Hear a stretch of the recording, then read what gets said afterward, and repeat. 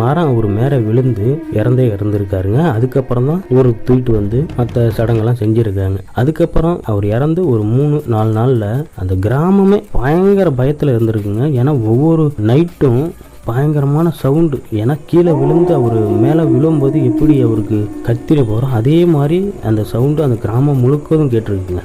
இவங்களால நைட்டு ஃபுல்லாக சுத்தமாக தூங்க முடியல, யாராலையுமே தூங்க முடியல. அந்த மாதிரி ரொம்ப ஆக்ரோஷமாக இருந்திருக்கு. ஒரு சில பேருக்கும் நேரடியாகவே கண்ணுலையும் தென்பட்டு இருக்காருங்க. இதனாலேயே அந்த கிராமம் முழுவதுமே ரொம்ப பயங்கர பயத்தில் தாங்க இருந்துட்டு இருக்காங்க. ஒரு சில பேருக்கு வந்து உடம்புல இறங்கி அந்த கிராமமே கலங்கி போய் இருந்திருக்குங்க. ஏன்னா நைட்டு ஆனாவே இவரோட செட்டப் பயங்கரமாக இருந்திருக்குங்க. ஏன்னா இவருக்கு வந்து பார்த்தீங்கன்னா ஆடு வளர்க்குறது மாடு வளர்க்குறதுலாம் ரொம்ப இந்த இறந்து போன நண்பருக்கு வந்து ரொம்ப ஆசையாங்க. அதனால ஒவ்வொரு இரவு நைட்டும் ஒவ்வொரு வீட்டில் உள்ள ஆடுகளை போயிட்டு அங்கே ஆடுக்கு பக்கத்தில் உட்காந்துருக்கிறது நிற்கிறது. ஆடுக்கு பக்கத்தில் என்ன ஆடுகள்லாம் பயங்கரமாக